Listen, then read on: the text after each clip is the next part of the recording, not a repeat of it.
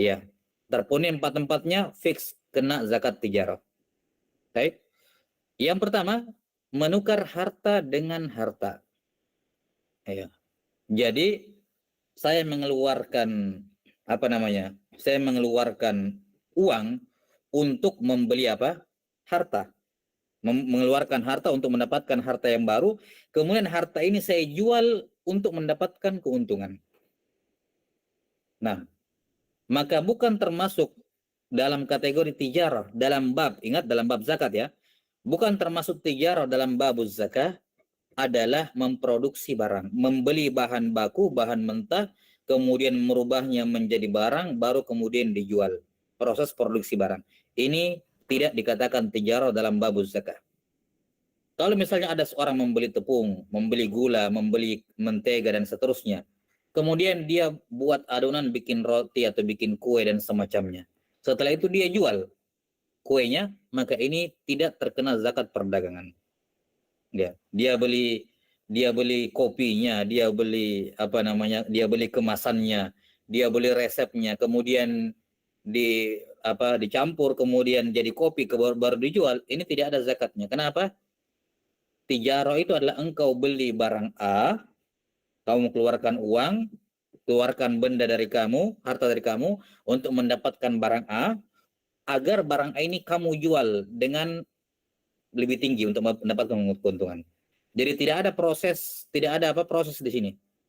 Ya, jadi murni baik kalau kita bilang baiul murabahah. Kalau bahasanya orang.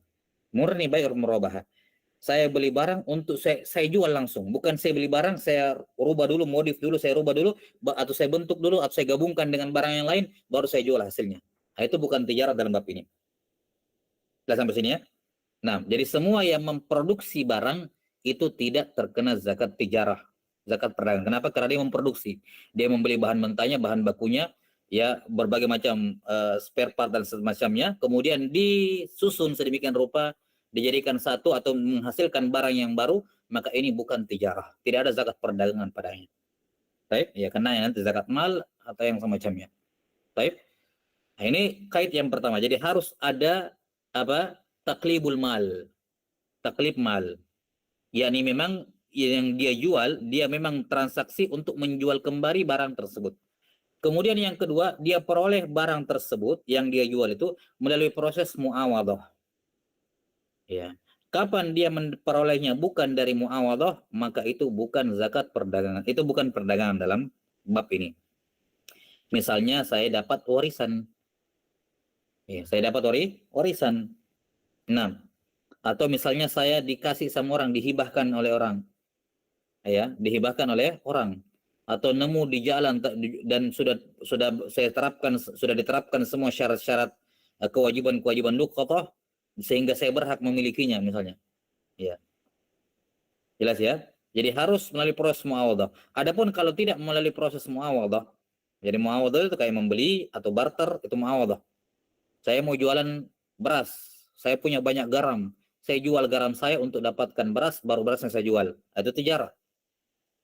Itu apa? Tijarah. Nah, tapi kalau misalnya ada orang yang hadiahkan sama saya satu truk beras misalnya, ya, atau saya dapat warisan atau hibah satu truk beras, terus apa namanya, saya jual, maka yang seperti ini apa? Bukan tijarah, karena saya mendapatkannya bukan dari perdagangan, bukan dari muawadhah.